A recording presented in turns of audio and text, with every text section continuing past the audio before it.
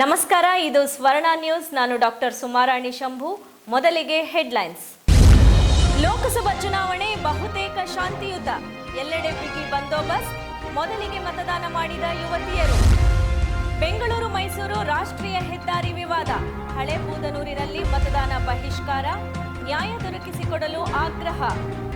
ನೀತಿ ಸಂಹಿತೆ ಉಲ್ಲಂಘನೆ, ದೊಡ್ಡ ಅರಸಿನಕೆರೆಯಲ್ಲಿ ಮಾತಿನ ಚಕಮಕಿ, ಅಂಬಿ ಅಭಿಮಾನಿಗಳ ಆಕ್ರೋಶ.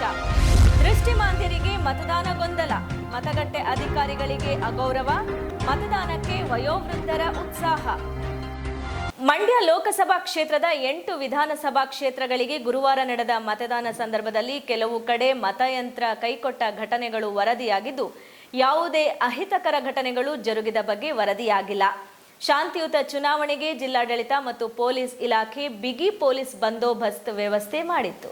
ಮಂಡ್ಯ ಲೋಕಸಭಾ ಕ್ಷೇತ್ರದ 8 ವಿಧಾನಸಭಾ ಕ್ಷೇತ್ರಗಳಲ್ಲಿ ಬೆಳಗ್ಗೆ 7 ಗಂಟೆಗೆ ಮತದಾನ ಪ್ರಕ್ರಿಯೆ ಆರಂಭವಾಯಿತು. ಮಂಡ್ಯ ತಾಲೂಕು ವ್ಯಾಪ್ತಿಯಲ್ಲಿ ಸ್ವರ್ಣ ನ್ಯೂಸ್ ತಂಡ ಮತಗಟ್ಟೆಗಳಿಗೆ ಭೇಟಿ ನೀಡಿದಾಗ ಬೆಳಿಗ್ಗೆಯಿಂದಲೇ ಮತದಾರರು ಉತ್ಸಾಹದಿಂದ ಮತದಾನ ಪ್ರಕ್ರಿಯೆಯಲ್ಲಿ ಪಾಲ್ಗೊಂಡರು. ಸರದಿಯಲ್ಲಿ ನಿಂತು ಮತದಾನ ಮಾಡಿದ ಮತದಾರರು ಆಧಾರ್ ಕಾರ್ಡ್, ಮತದಾರ ಚೀಟಿಯನ್ನು ಚುನಾವಣಾ ಸಿಬ್ಬಂದಿಗೆ ತೋರಿಸಿ ಮತದಾನ ಮಾಡಿದರು. ಮಧ್ಯಾಹ್ನದ ವೇಳೆಗೆ ಮತದಾರರ ಸಂಖ್ಯೆ ಹೆಚ್ಚಾಯಿತು. ಬಹುತೇಕ ಮತದಾನ ಕೇಂದ್ರಗಳಲ್ಲಿ ಮಹಿಳೆಯರು ಮತ್ತು ಯುವತಿಯರು ಉತ್ಸಾಹದಿಂದ ಮತದಾನದಲ್ಲಿ ಪಾಲ್ಗೊಂಡರು. ಮತಗಟ್ಟೆಯ ಹೊರಗೆ ವಿವಿಧ ಪಕ್ಷಗಳ ಕಾರ್ಯಕರ್ತರು ತಮ್ಮ ಅಭ್ಯರ್ಥಿಗೆ ಮತ ಹಾಕುವಂತೆ ಮತದಾರರನ್ನು ಓಲೈಸುತ್ತಿದ್ದ ದೃಶ್ಯ ಕಂಡುಬಂತು. ಕೆಲವು ಕಡೆ ಕಾರ್ಯಕರ್ತರು ನಿಖಿಲ್ ಕುಮಾರಸ್ವಾಮಿ ಪರ ಘೋಷಣೆ ಕೂಗಿದರೆ, ಮತ್ತೆ ಕೆಲವು ಕಡೆ ಸುಮಲತಾ ಪರ ಅಭಿಮಾನಿಗಳು ಘೋಷಣೆ ಕೂಗಿದರು.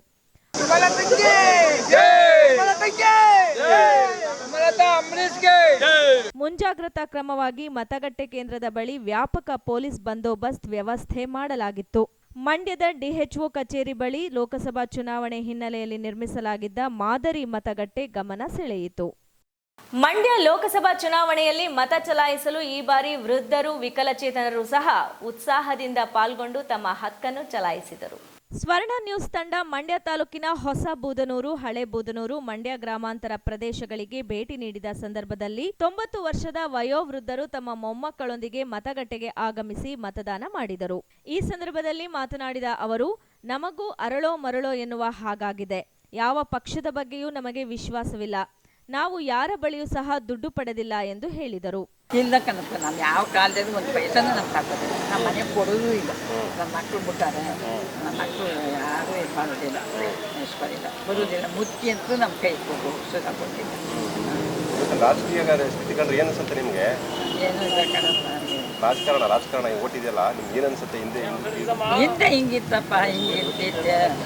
ಆಗ ಎಷ್ಟು ಧರ್ಮಕಾಲ. ಆಗ ಈಗ ಈ ಕಲಿಯುಗದ ಕಾಲದಲ್ಲಿ ಕೊಟ್ಟೆಲ್ಲ ಹಾಕ್ತಾರೆ ಜನಗಳು ಎಲ್ಲ ನಿಮ್ಮದೇ ಗುತ್ತಲಿನಲ್ಲಿ ವೃದ್ಧೆಯೋರ್ವರು ಮಾತನಾಡಿ ಚುನಾವಣೆ ಬಗ್ಗೆ ತಮ್ಮ ಅಸಮಾಧಾನ ಹೊರಹಾಕಿದರು. ನಮ್ಗೆ ದುಡ್ಡು ಬೇಡಿ, ಕೊಡೋಕೆ ಬಂದರೂ ನಮ್ಗೆ ಬೇಡಿ. ನಾವು ನೀವು ಕೊಟ್ಟರೆ ನಾವು ಅದರಲ್ಲೇ ಜೀವನ ಮಾಡ್ತೀವ. ನಾವು ಕೂಲಿ ಮಾಡಿ ತಿಂದರೂ ನಮ್ಮದು ನಾವು ಮಾರ್ಕೋಬಾರ್ದು. ಅದೇ ರೀತಿ ವಿಕಲಚೇತನರು ಸಹ ಮತಗಟ್ಟೆಗೆ ಆಗಮಿಸಿದಾಗ ನಿಯೋಜಿತ ಸಿಬ್ಬಂದಿ ವೀಲ್ ಚೇರ್ನಲ್ಲಿ ಕೂರಿಸಿಕೊಂಡು ಮತದಾನ ಮಾಡಲು ಸಹಕರಿಸಿದರು. ಮಧ್ಯಾಹ್ನದ ಸುಡು ಬಿಸಿಲಿನಲ್ಲೂ ಸಹ ಮತದಾನದ ಉತ್ಸಾಹ ಕುಗ್ಗಿರಲಿಲ್ಲ.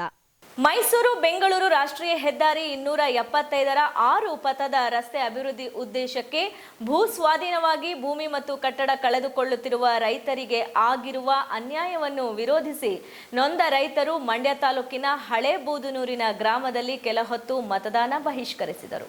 ಮೈಸೂರು ಬೆಂಗಳೂರು ರಾಷ್ಟ್ರೀಯ ಹೆದ್ದಾರಿ 275ರ ರಸ್ತೆಯನ್ನು 6 ಪಥದ ರಸ್ತೆಯ ಪರಿವರ್ತನೆಯ ಸಂಬಂಧ ಭೂ ಸ್ವಾಧೀನವಾಗುತ್ತಿರುವ ಗ್ರಾಮದ ಮನೆ ರಚನೆಯ ಮೌಲ್ಯಮಾಪನ ಮತ್ತು ಸ್ವತ್ತಿನ ಭೂಸ್ವಾಧೀನದ ಪರಿಹಾರಕ್ಕೆ ಒತ್ತಾಯಿಸಿ ಗ್ರಾಮಸ್ಥರು ಕೆಲಹೊತ್ತು ಮತದಾನ ಬಹಿಷ್ಕರಿಸಿದರು.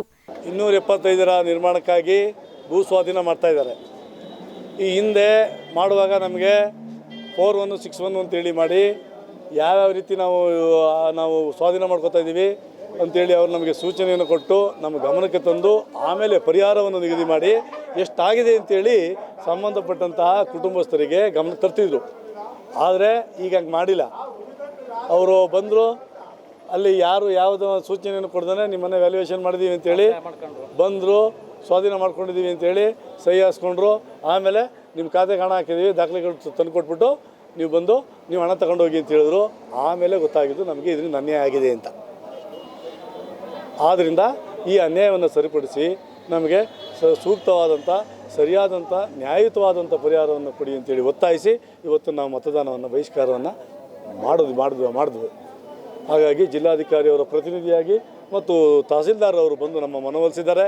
ನಮ್ಮ ಮನವಿಗೆ ಹೋಗೊಟ್ಟು 3 ದಿನಗಳ ಕಾಲಾವಕಾಶ ತಗೊಂಡಿದ್ದಾರೆ. ಆಗಿರೋ ಅನ್ಯಾಯ ಸರಿಪಡಿಸ್ತೀವಿ ಅಂತ ಹೇಳಿದ್ದಾರೆ. ಹಾಗಾಗಿ ನಮಗೆ ನ್ಯಾಯಯುತವಾದ ಪರಿಹಾರ ಆಗಬೇಕು ಮತ್ತು ಎಷ್ಟು ಪರಿಹಾರ ಕೊಡ್ತಾ ಇದ್ದೀವಿ ಅಂತೇಳಿ ನಮ್ಮ ಗಮನಕ್ಕೆ ತಂದು ಆಮೇಲೆ ಸಹಿ ಹಾಕ್ಸ್ಕೋಬೇಕು. ಆಮೇಲೆ ನೆಲಕ್ಕೆ ಭೂ ಪರಿವರ್ತನೆ ಆಗಿರುವಂಥ ಜಮೀನಿಗೆ ಬೇರೆ ಪರಿಹಾರ ಕೊಡ್ತೀವಿ ಅಂತೇಳಿ ಹೇಳಿ ತೀರಾ ಅನ್ಯಾಯ ಮಾಡ್ತಿದ್ದಾರೆ. RTCಲಿದೆ ಅನ್ನೋ ಒಂದೇ ಕಾರಣಕ್ಕೋಸ್ಕರ ನಮಗೆ ಕುಂಟೆ ಲೆಕ್ಕದಲ್ಲಿ ಪರಿಹಾರ ಕೊಡ್ತಾ ಇದ್ದಾರೆ. ಇದು ತುಂಬ ಅನ್ಯಾಯ. ಯಾಕೆಂದರೆ ನಾವು ಯಾರು ಹೊಲ ಗದ್ದೆ ಅಲ್ಲ, ಇಲ್ಲೇನು ಬೆಳೆ ಬೆಳೀತಾ ಇಲ್ಲ. 16 ವರ್ಷಗಳ ಕಾಲದಿಂದ ಪಂಚಾಯತಿಗೆ ನಾವು ಖಾತೆ ಕಟ್ಟಿದ್ದೀವಿ. ಗ್ರಾಮ ಠಾಣೆ ಆಗಿದೆ. ಗ್ರಾಮ ಠಾಣೆ ವಿಸ್ತರಣೆ ಆಗದೆ ಇರೋದು ಅಲ್ಲಿ ಅಧಿಕಾರಿಗಳ ಕರ್ತವ್ಯ ಲೋಪ. ಸಾಲದಕ್ಕೆ ನಾವು ಯಾರು ಪರಿಹಾರಕ್ಕಾಗಿ ಮನೆ ಕಟ್ಕೊಂಡವರಲ್ಲ. 30 ವರ್ಷಗಳಿಗಂತೂ ಹಿಂದಿನಿಂದಲೂ ನಾವು ಮನೆಗಳಿವೆ ಇವು. ಆದ್ದರಿಂದ ಗ್ರಾಮ ಪಂಚಾಯತಿಗೆ 16 ವರ್ಷಗಳ ಕಾಲದಿಂದ ನಾವು ಕಂದಾಯವನ್ನು ಕಟ್ಟಿದ್ದೀವಿ. ಭೂ ಪರಿವರ್ತನೆಗೆ ಏನು ನೀವು ಪರಿಹಾರವನ್ನು ಕೊಡ್ತೀರೋ ಏಕರೂಪದ ಪರಿಹಾರವನ್ನು ನಾವು ನನಗೆ ಕೊಡಿ ಇನ್ನೊಬ್ಬರು ಬೇಡಿ ಅಂತ ನಾನು ಹೇಳೋದಿಲ್ಲ. ಕಟ್ಟಡ ಏನಿದೆ ಅದೇನು ಮೌಲ್ಯ ಬೆಲೆ ಬರ್ತದೆ ಕಟ್ಟಡಕ್ಕೆ ನೀವು ಮೌಲ್ಯ ನಿರ್ಣಯ ಮಾಡಿ.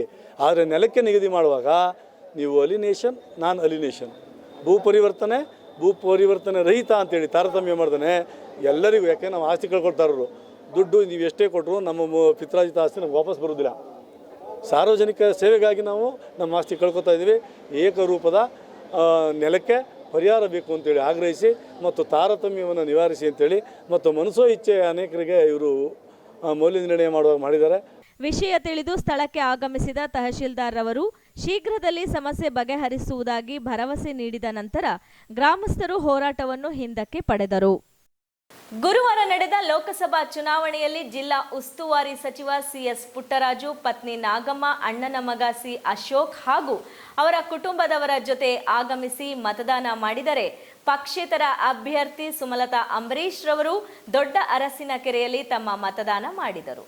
ತಮ್ಮ ಸ್ವಗ್ರಾಮ ಚಿನಕುರುಳಿ ಗ್ರಾಮದ ಮತಗಟ್ಟೆ ಸಂಖ್ಯೆ 129ರಲ್ಲಿ ಬೆಳಗ್ಗೆ 8:45ಕ್ಕೆ ಮತಗಟ್ಟೆಗೆ ಆಗಮಿಸಿದ ಸಚಿವ CS ಪುಟ್ಟರಾಜು ತಮ್ಮ ಮತ ಚಲಾಯಿಸಿದರು. ನಂತರ ಸುದ್ದಿಗಾರರೊಂದಿಗೆ ಮಾತನಾಡಿದ ಅವರು, ಮೇಲುಕೋಟೆ ಕ್ಷೇತ್ರದಲ್ಲಿ ಬಹುತೇಕ ಶಾಂತಿಯುತ ಮತದಾನ ನಡೆದಿದೆ.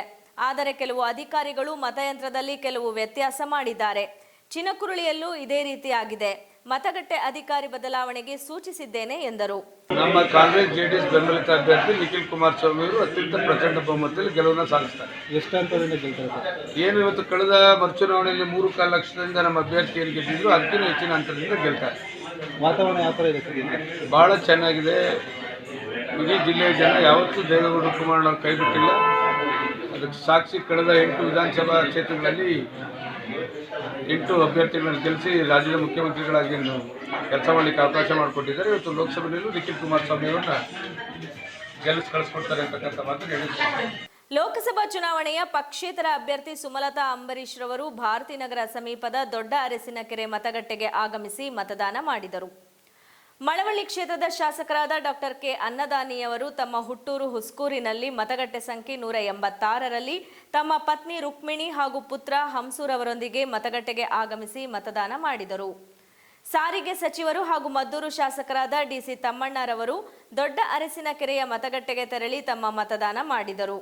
ಅದೇ ರೀತಿ ನಾಗಮಂಗಲ ಕ್ಷೇತ್ರದಲ್ಲಿ ಮಾಜಿ ಶಾಸಕ N ಚೆಲುವರಾಯಸ್ವಾಮಿ ತಮ್ಮ ಪತ್ನಿ ಧನಲಕ್ಷ್ಮಿ ಅವರ ಜೊತೆ ಮತಗಟ್ಟೆಗೆ ಆಗಮಿಸಿ ಮತ ಚಲಾವಣೆ ಮಾಡಿದರು.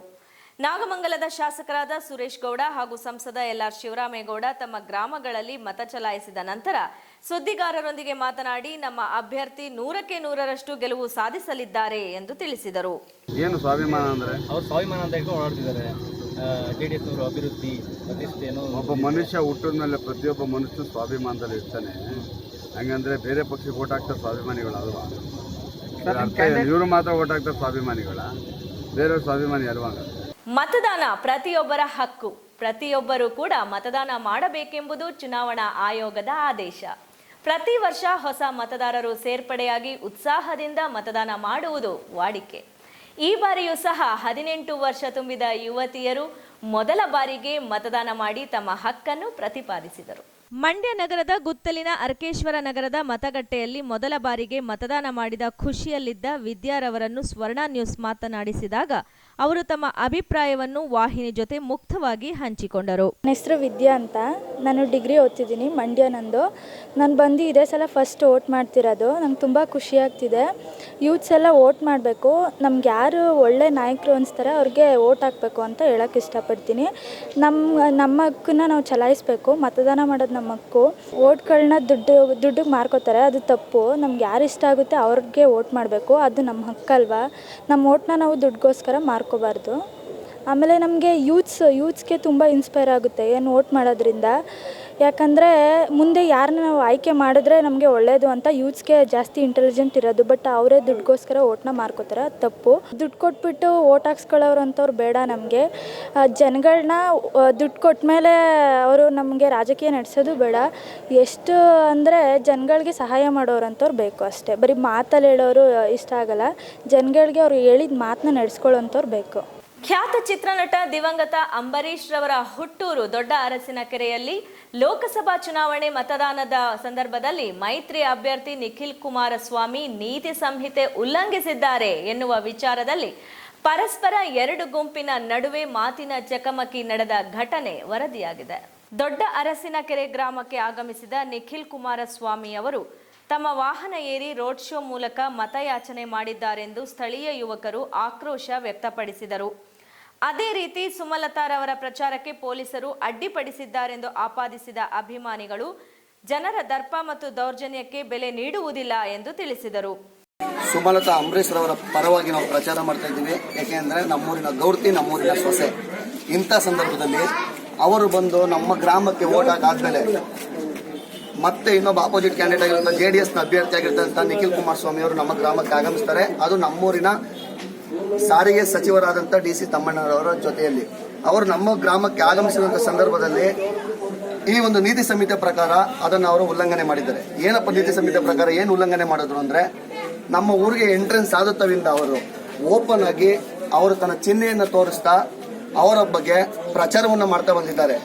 ಇದನ್ನು ಅವರು ನೀತಿ ಸಮಿತಿಯನ್ನು ಉಲ್ಲಂಘನೆ ಮಾಡಿದ್ದಾರೆ. ಪ್ರಚಾರ ಮಾಡಿದ್ದು ಅಲ್ಲದೆ ಮತಗಟ್ಟೆಗಳಿಗೆ ಭೇಟಿ ಕೊಟ್ಟು, ನಮ್ಮೂರಲ್ಲಿ 3 ಬೂತ್ ಐತೆ, 3 ಬೂತ್ಗಳಿಗೂ ಕೂಡ ಭೇಟಿ ಕೊಟ್ಟು ಅಲ್ಲಿ ವೋಟ್ ಹಾಕ್ತಿದ್ದಂಥ ಅಭ್ಯರ್ಥಿಗಳನ್ನ ಮತಯಾಚನೆ ಮಾಡಿದ್ದಾರೆ. ಒಳಗಡೆ ತನ್ನ ಚಿಹ್ನೆಯನ್ನ ಹೇಳಿ ಮತಯಾಚನೆ ಮಾಡಿದ್ದಾರೆ. ಕ್ರಮ ಸಂಖ್ಯೆಯನ್ನ ಗುರುತುಪಡಿಸಿದ್ದಾರೆ ಮತ್ತು ಓಪನ್ ಕ್ಯಾನ್ವಾಸ್ ಮಾಡಿದ್ದಾರೆ.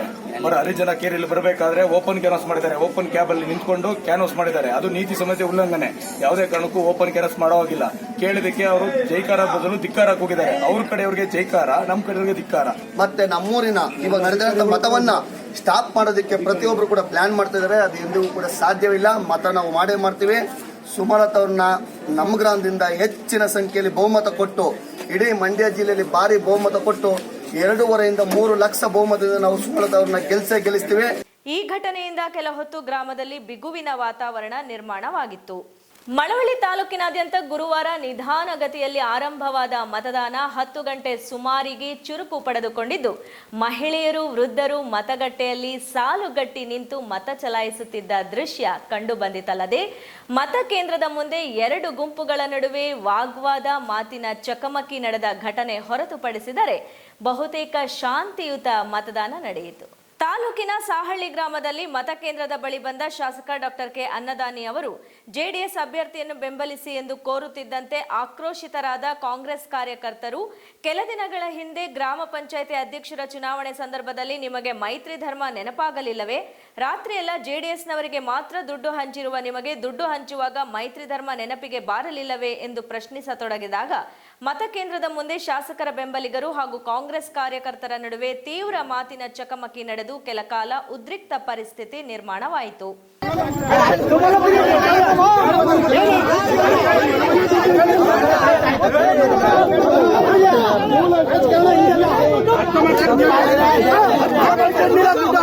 ಈ ಹಂತದಲ್ಲಿ ಶಾಸಕರ ಎದುರಿನಲ್ಲೇ ಕಾಂಗ್ರೆಸ್ ಬೆಂಬಲಿಗರು ಪಕ್ಷೇತರ ಅಭ್ಯರ್ಥಿ ಸುಮಲತಾ ಅಂಬರೀಷ್ ಪರ ಜೈಕಾರ ಕೂಗಿದ ಪ್ರಸಂಗ ಸಹ ನಡೆಯಿತು. ಪಟ್ಟಣದ ಸರ್ಕಾರಿ ಬಾಲಕಿಯರ ಪ್ರೌಢಶಾಲಾ ಆವರಣದಲ್ಲಿರುವ ಮತಗಟ್ಟೆ ಸಂಖ್ಯೆ 140ರಲ್ಲಿ ಅಲ್ಲಿನ ಮತಯಂತ್ರ 12 ಬಾರಿ ಕೆಟ್ಟು ನಿಂತು ಮತದಾನಕ್ಕೆ ತೀವ್ರ ಅಡಚಣೆಯುಂಟಾಗಿದ್ದು, ಮತದಾನಕ್ಕಾಗಿ ಜನ ಪರದಾಡುವಂತಾಯಿತು. ಪೂರಿಗಾಲಿ ಗ್ರಾಮದಲ್ಲಿ ಮಾಜಿ ಶಾಸಕ PM ನರೇಂದ್ರ ಸ್ವಾಮಿ ತಮ್ಮ ತಂದೆ, ತಾಯಿ ಹಾಗೂ ಕುಟುಂಬದವರ ಸಮೇತ ತೆರಳಿ ಮತ ಚಲಾಯಿಸಿದರು. ಎಲ್ಲ ಮತದಾರರು ಮತದಾನದ ಜಾಗೃತಿಯೊಂದಿಗೆ ತಮ್ಮ ಅಭಿಪ್ರಾಯವನ್ನು ದಾಖಲಿಸುವಲ್ಲಿ ಜವಾಬ್ದಾರಿ ನಿರ್ವಹಿಸಬೇಕು ಅಂತ ತಮ್ಮ ಮುಖಾಂತರ ಕೇಳೋದ್ರ ಜೊತೆಗೆ ನಾನು ಕೂಡ ನನ್ನ ಮತದಾನವನ್ನು ಮಾಡಿ ಈ ದೇಶದ ಭವಿಷ್ಯತ್ತಿಗೆ ನಮ್ಮ ತೀರ್ಪನ್ನು ನೀಡಿದ್ದೇವೆ. ಹಾಗೆಯೇ ಅಂಚೆದೊಡ್ಡಿ ಗ್ರಾಮದಲ್ಲಿ ವಿಧಾನ ಪರಿಷತ್ ಸದಸ್ಯರಾದ ಮರಿತಿಪ್ಪೇಗೌಡ, ಹೊಸಹಳ್ಳಿಯಲ್ಲಿ ಮಾಜಿ ಸಚಿವ ಬಿ ಸೋಮಶೇಖರ್ ಅವರು ತಮ್ಮ ಕುಟುಂಬ ಸಮೇತ ಮತ ಚಲಾಯಿಸಿದರು. ಬಿಜಿಪುರ ಮತಗಟ್ಟೆಯಲ್ಲಿ ಇದೇ ಪ್ರಥಮ ಬಾರಿಗೆ ಮತ ಚಲಾಯಿಸಿ ಹೊರಬರುತ್ತಿರುವ ಶ್ರೀ ಮಂಟೇಸ್ವಾಮಿ ಮಠಾಧ್ಯಕ್ಷರಾದ ಶ್ರೀ ಜ್ಞಾನಾನಂದ ಚೆನ್ನರಾಜೆ ಅರಸು ಅವರು ನಂತರ ಮತದಾನ ಕುರಿತು ಮಾತನಾಡಿದರು. ವೋಟ್ ಮಾಡಬೇಕು ಅಂತ ಪ್ರತಿಯೊಬ್ಬ ಪ್ರಜೆಗೂ ಹೇಳ್ತಾ ಇದ್ದೆ, ಪ್ರತಿಯೊಬ್ಬ ನಾಗರಿಕ ಬಂಧುಗಳಿಗೆ ಹೇಳ್ತಾ ಇದ್ದೆ, ವೋಟ್ ಮಾಡಿ, ಅದು ನಿಮ್ಮ ಕರ್ತವ್ಯ ಅಂತೇಳಿ. ಅದರಲ್ಲಿ ನಾನೇ ಹೋಗ್ತಾ ಇರಲಿಲ್ಲ, ಕೆಲವಾರು ಕಾರಣಗಳಿಂದ ಅಥವಾ ಮಠದ ಕೆಲಸಗಳಿದ್ದರಿಂದ ಹೋಗೋಕ್ಕಾಗ್ತಾ ಇರಲಿಲ್ಲ ನನಗೆ. ಅದಕ್ಕೆ ಪ್ರೇರಣೆ ಆಗಿದ್ದು ಇವತ್ತಿನ ಪಕ್ಷೇತರ ಅಭ್ಯರ್ಥಿಯಾಗಿರ್ತಕ್ಕಂಥ ಸುಮಲತಾ ಅವರು ಬಂದು ಆಶೀರ್ವಾದ ಬೇಡಿ, ಗುರುಗಳೇ ಒಂದು ನನಗೆ ಆಶೀರ್ವಾದ ಮಾಡಿ, ಈ ಸರಿ ಎಲೆಕ್ಷನ್ನಲ್ಲಿ ನಾನು ಕಂಟೆಸ್ಟ್ ಮಾಡ್ತಾ ಇದ್ದೀನಿ, ನನಗೆ ಒಳ್ಳೆಯದಾಗಬೇಕು ಅಂತ ಹೇಳಿ ಕೇಳ್ಕೊಂಡಾಗ ಆಯಿತು ಅಂತೇಳಿ ಕಪ್ಪಡಿಯಲ್ಲಿ ಆಶೀರ್ವಾದ ಮಾಡಿ ಅವ್ರನ್ನ ಕಳಿಸ್ಕೊಟ್ಟೆ. ಮಂಡ್ಯ ಜಿಲ್ಲೆಯಾದ್ಯಂತ ಗುರುವಾರ ನಡೆದ ಲೋಕಸಭಾ ಕ್ಷೇತ್ರದ ಚುನಾವಣೆಯಲ್ಲಿ ಸಣ್ಣ ಪುಟ್ಟ ಅವಘಡಗಳು ನಡೆದಿದ್ದು, ಅದರಲ್ಲಿ ಪ್ರಮುಖವಾಗಿ ದೃಷ್ಟಿಮಾಂದ್ಯರು ಮತದಾನ ಮಾಡುವ ಸಂದರ್ಭದಲ್ಲೂ ಸಹ ಅನೇಕ ತೊಂದರೆ ಎದುರಾಗಿದೆ. ನಿವೃತ್ತ ಸಹ ಪ್ರಾಧ್ಯಾಪಕರಾದ ಅರುಣ್ ಕುಮಾರ್ ರವರು ತಮಗಾದ ಅನುಭವವನ್ನು ವಾಹಿನಿ ಜೊತೆ ಹಂಚಿಕೊಂಡರು. ಮಂಡ್ಯದ ಶಿವನಂಜಪ್ಪ ಲೇಔಟ್ನಲ್ಲಿ ವಾಸವಿರುವ ನಿವೃತ್ತ ಸಹ ಪ್ರಾಧ್ಯಾಪಕರಾದ ಅರುಣ್ ಕುಮಾರ್ ರವರು ಮತಗಟ್ಟೆ ಸಂಖ್ಯೆ 213ಕ್ಕೆ ಮತ ಚಲಾಯಿಸಲು ಹೋದಾಗ ತಮಗಾದ ಅನುಭವವನ್ನು ಹಂಚಿಕೊಂಡಿದ್ದಾರೆ.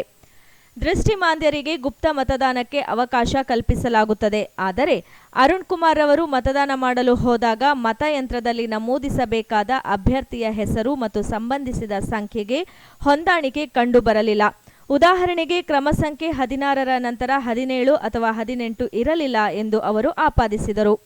ಇದೇ ರೀತಿಯ ಗೊಂದಲ ಬೇರೆ ಕಡೆಯೂ ಸಹ ಆಗಿದ್ದು, ಚುನಾವಣಾಧಿಕಾರಿಗಳು ಈ ಬಗ್ಗೆ ಗಮನ ಹರಿಸಬೇಕೆಂದು ಒತ್ತಾಯಿಸಿದರು. ಈ ದಿನ ಬೆಳಿಗ್ಗೆ ನಾನು ವೋಟ್ ಮಾಡಲಿಕ್ಕೆ ಹೋದೆ. ನಾನು ದೃಷ್ಟಿಮಾಂದ್ಯನಾಗಿರೋದ್ರಿಂದ ಬ್ರೈಲ್ ಲಿಪಿಯಲ್ಲಿ ಕ್ಯಾಂಡಿಡೇಟ್ಸ್ ಲಿಸ್ಟನ್ನು ನನಗೆ ಕೊಡಿ ಅಂತ ಕೇಳಿದಾಗ ಲಭ್ಯ ಇಲ್ಲ ಅಂತ ಹೇಳಿದ್ರು. ಆದರೆ EVM ಯಂತ್ರದ ಮೇಲೆ ಕೂಡ ಆ ಬ್ರೈಲ್ನಲ್ಲಿ ಮಾರ್ಕಿಂಗ್ ಇರುತ್ತೆ, ಅದು ನೋಡಿ ಮಾಡೋಣ ಅಂತ ನಾನು ಹೋದೆ. ಅಲ್ಲಿ ಹೋದಾಗ 1ರಿಂದ 16 ಮೊದಲನೇ ಬಾಕ್ಸಲ್ಲಿತ್ತು. ಆಮೇಲೆ ಎರಡನೇ ಬಾಕ್ಸಲ್ಲಿ 17ರಿಂದ 23 ಇರಬೇಕಾಗಿತ್ತು. ಅಲ್ಲಿ 17ರಿಂದ 23 ಇಲ್ಲವೇ ಇಲ್ಲ, ಬದಲಾಗಿ 1, 2, 3, 4 ಅಂತ ಇದೆ. ಹೀಗಾಗಿ ಸ್ವತಂತ್ರವಾಗಿ ನಾನು ಯಾರಿಗೆ ವೋಟ್ ಮಾಡಬೇಕು ಅನ್ನೋದಕ್ಕೆ ನನಗೆ ಬೇಕಾದ ನಂಬರ್ನ ನಾನು ಅಲ್ಲಿ ಚೂಸ್ ಮಾಡ್ಕೊಳ್ಳಿಕ್ಕೆ ನನಗೆ ಅವಕಾಶನೇ ಸಿಗ್ತಾ ಇಲ್ಲ. ಆ ದೋಷ ಅಲ್ಲಿ ಎದ್ದು ಕಾಣಿಸ್ತಾ ಇದೆ. ಇದು ಕೇವಲ ನನ್ನ ಒಬ್ಬನಿಗೆ ಅಲ್ಲ, ನನ್ನ ಬೂತ್ ನಂಬರ್ ಬಂದು 213. ಆ ಸಮಸ್ಯೆ ಬಂದಾಗ ಇದಕ್ಕೆ ಸಂಬಂಧಪಟ್ಟಂತೆ ನನ್ನ ಬೇರೆ ಸ್ನೇಹಿತರನ್ನು ಕೇಳಿದಾಗ ಬಸವನಹಳ್ಳಿಯಲ್ಲಿ ಇರ್ತಕ್ಕಂಥ ಕಮ್ಮನಹಳ್ಳಿನಲ್ಲಿ ಉದಾಹರಣೆಗೆ ಅಲ್ಲಿಯೂ ಕೂಡ ಇಂಥದೇ ಒಂದು ಸಮಸ್ಯೆ ಇರ್ತಕ್ಕಂಥದ್ದು ಹೇಳಿದರು. ಬೇರೆ ನನ್ನ ದೃಷ್ಟಿಮಾಂದ್ಯ ಸ್ನೇಹಿತರುಗಳು ಕೂಡ ಈ 17, 18, 19, 20, 21, 22, 23 ಇರ್ತಕ್ಕಂಥ ಸೆಕೆಂಡ್ ಬಾಕ್ಸಲ್ಲಿ ಮತ್ತೆ 1, 2, 3, 4 ಅಂತ ಇದೆ. ಹೀಗಾಗಿ ಇಂಡಿಪೆಂಡೆಂಟ್ ಆಗಿ ನಾನು ಕಣ್ಕಾಣಿಸ್ತಾ ಇರೋರು ವೋಟ್ ಮಾಡಲಿಕ್ಕೆ ಅವಕಾಶ ಇದೆ ಅಂತಕ್ಕಂಥದ್ದು ದೋಷ ಕಂಡು ಬರ್ತಾ ಇದೆ. ಹೀಗಾಗಿ ಇದಕ್ಕೆ ಸಂಬಂಧಪಟ್ಟಂತೆ ಎಲೆಕ್ಷನ್ ಕಮಿಷನ್ ಇದಕ್ಕೆ ತಕ್ಕ ಕ್ರಮವನ್ನು ತೆಗೆದುಕೊಳ್ಬೇಕು ಅಂತಕ್ಕಂಥದ್ದು ನನ್ನ ಅಳಲು. ಗುರುವಾರ ನಡೆದ ಮಂಡ್ಯ ಲೋಕಸಭಾ ಚುನಾವಣೆಯ ಮತದಾನದ ಸಂದರ್ಭದಲ್ಲಿ ಮತಗಟ್ಟೆ ಅಧಿಕಾರಿಗಳನ್ನು ಅಗೌರವದಿಂದ ನಡೆಸಿಕೊಳ್ಳಲಾಗಿದೆ ಎಂದು ನಿಯೋಜಿತ ಮತಗಟ್ಟೆ ಅಧಿಕಾರಿಗಳು ತಮ್ಮ ನೋವನ್ನು ಹೊರಹಾಕಿದ ಘಟನೆ ಮಂಡ್ಯದಲ್ಲಿ ಜರುಗಿದೆ. ಮಂಡ್ಯದ ತಾವರೆಗೆರೆಯ ಮತಗಟ್ಟೆಗೆ ನಿಯೋಜನೆಗೊಂಡಿದ್ದ ಮತಗಟ್ಟೆ ಅಧಿಕಾರಿಗಳಾದ ಸುನಂದ, ಜಯಶೀಲ, ಮಂಜುಳಾರವರಿಗೆ ಕರ್ತವ್ಯ ನಿರ್ವಹಿಸಲು ಸೂಕ್ತ ಜಾಗ ನೀಡದೆ ಅವಮಾನಿಸಲಾಯಿತೆಂದು ತಮ್ಮ ಅಳಲನ್ನು ತೋಡಿಕೊಂಡರು. ಮತಗಟ್ಟೆಯಲ್ಲಿ ಕುಳಿತು ಮತದಾರರನ್ನು ಗುರುತಿಸುವುದು ನಮ್ಮ ಕರ್ತವ್ಯ, ಅದಕ್ಕಾಗಿ ನಮಗೆ ಗುರುತಿನ ಕಾರ್ಡನ್ನು ಸಹ ನೀಡಿದ್ದಾರೆ. ಆದರೆ ಪೊಲೀಸರು ಮತ್ತು ಅಧಿಕಾರಿಗಳು ನಮ್ಮನ್ನು ಒಳಗೆ ಬಿಡದೆ ರಸ್ತೆ ಬದಿಯಲ್ಲಿ ಕುಳ್ಳಿರಿಸಿ ನಮಗೆ ಅವಮಾನ ಮಾಡಿದ್ದಾರೆ. ನಮಗೂ ಸ್ವಾಭಿಮಾನವಿಲ್ಲವೇ ಎಂದು ಪ್ರಶ್ನಿಸಿದರು. ಸರ್, ನಾವು ಬೂತ್ ಲೆವೆಲ್ ಆಫೀಸರ್ಸ್ ಅಂತ ಆಯಾ ಮತಗಟ್ಟೆನಲ್ಲಿ ನಾವು BLOಗಳಾಗಿ ಕೆಲಸ ಮಾಡ್ತೀವಿ.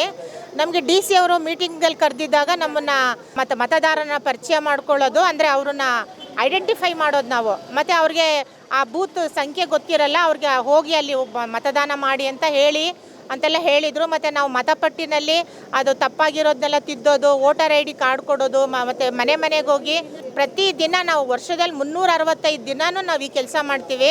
ಮತ್ತು ಎಲೆಕ್ಷನ್ ಬಂದಾಗ ವೋಟರ್ ಸ್ಲಿಪ್ನ ಕೂಡ ತೊಗೊಂಡೋಗಿ ಮನೆಗೆ ನಾವು ಹಂಚ್ತೀವಿ. ಈ ಥರ ವೋಟರ್ ಸ್ಲಿಪ್ನ ಹಂಚಿ ಸೈನ್ ಎಲ್ಲ ತೊಗೊಳ್ತೀವಿ. ಮತ್ತು ಅವ್ರಿಗೆ ವೋಟರ್ ID ಕಾರ್ಡ್ ಏನಾದರೂ ತಂದು ಕೊಟ್ಟರೆ ವೋಟರ್ ID ಕೂಡ ಕಾರ್ಡ್ ಕೂಡ ನಾವು ಅವ್ರ ಹತ್ರ ಕಲೆಕ್ಟ್ ಮಾಡ್ತೀವಿ. ಆಧಾರ್ ನಂಬರ್ ಕಲೆಕ್ಟ್ ಮಾಡ್ಕೊಳ್ತೀವಿ, ಫೋನ್ ನಂಬರ್ ಕಲೆಕ್ಟ್ ಮಾಡ್ಕೊಳ್ತೀವಿ ಮತದಾರರ ಹತ್ರ.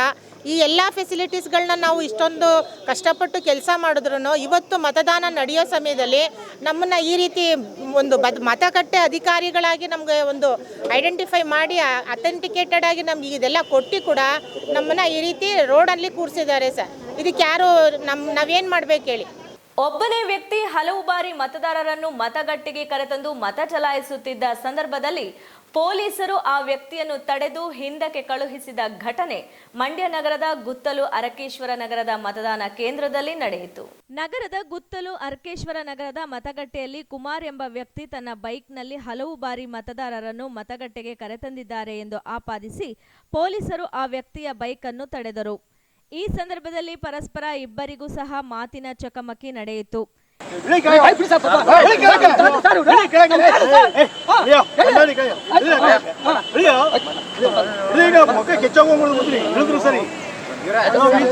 ಮಾಮೂಲಿಯಾಗಿ ಪದೇ ಪದೇ ಮತ್ತೆ ಮತ್ತೆ ಬರ್ತಾರೆ.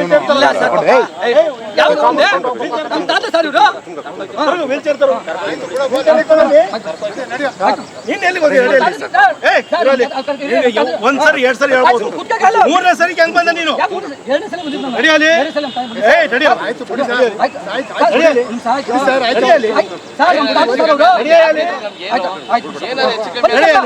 ಈ ಸಂದರ್ಭದಲ್ಲಿ ಪೊಲೀಸರು ಮತದಾನ ಮಾಡಲು ಬಂದಿದ್ದ ವ್ಯಕ್ತಿಯನ್ನು ಬೈಕ್ನಿಂದ ಕೆಳಗಿಳಿಸಿ ಬೈಕನ್ನು ತಮ್ಮ ವಶಕ್ಕೆ ಪಡೆದುಕೊಂಡರು. ಈ ಸಂದರ್ಭದಲ್ಲಿ ಕುಮಾರ್ ಪೊಲೀಸರ ವಿರುದ್ಧ ತಮ್ಮ ಅಸಮಾಧಾನವನ್ನು ಹೊರಹಾಕಿದರು. ಏನಿಲ್ಲ ಸರ್, ನಡೀನಾರು ಸರ್, ಸ್ಕೂಟರ್ ಕುಲ್ಕೋದಿ ಸರ್, ಸ್ಕೂಟರ್ ಕುಲ್ಕೋದಿ ನಡ್ಕೋದ್ರೆ 20 ಸಲ ಕರ್ಕೊಂಡ್ಬಂದ್ಬಿಟ್ರು ಅಂತ ಸ್ಕೂಟರ್. ಮತ್ತೊಮ್ಮೆ ಹೆಡ್ಲೈನ್ಸ್. ಲೋಕಸಭಾ ಚುನಾವಣೆ ಬಹುತೇಕ ಶಾಂತಿಯುತ, ಎಲ್ಲೆಡೆ ಬಿಗಿ ಬಂದೋಬಸ್ತ್, ಮೊದಲಿಗೆ ಮತದಾನ ಮಾಡಿದ ಯುವತಿಯರು. ಬೆಂಗಳೂರು ಮೈಸೂರು ರಾಷ್ಟ್ರೀಯ ಹೆದ್ದಾರಿ ವಿವಾದ, ಹಳೆ ಬೂದನೂರಿನಲ್ಲಿ ಮತದಾನ ಬಹಿಷ್ಕಾರ, ನ್ಯಾಯ ದೊರಕಿಸಿಕೊಡಲು ಆಗ್ರಹ. ನೀತಿ ಸಂಹಿತೆ ಉಲ್ಲಂಘನೆ, ದೊಡ್ಡ ಅರಸಿನಕೆರೆಯಲ್ಲಿ ಮಾತಿನ ಚಕಮಕಿ, ಅಂಬಿ ಅಭಿಮಾನಿಗಳ ಆಕ್ರೋಶ. ದೃಷ್ಟಿಮಾಂದ್ಯರಿಗೆ ಮತದಾನ ಗೊಂದಲ, ಮತಗಟ್ಟೆ ಅಧಿಕಾರಿಗಳಿಗೆ ಅಗೌರವ, ಮತದಾನಕ್ಕೆ ವಯೋವೃದ್ಧರ ಉತ್ಸಾಹ. ಇದಿಷ್ಟು ಇವತ್ತಿನ ಸುದ್ದಿಗಳು. ಸ್ವರ್ಣ ಟಿವಿ, ಇದು ಬಾಂಧವ್ಯಗಳ ಬೆಸುಗೆ. ವಂದನೆಗಳು.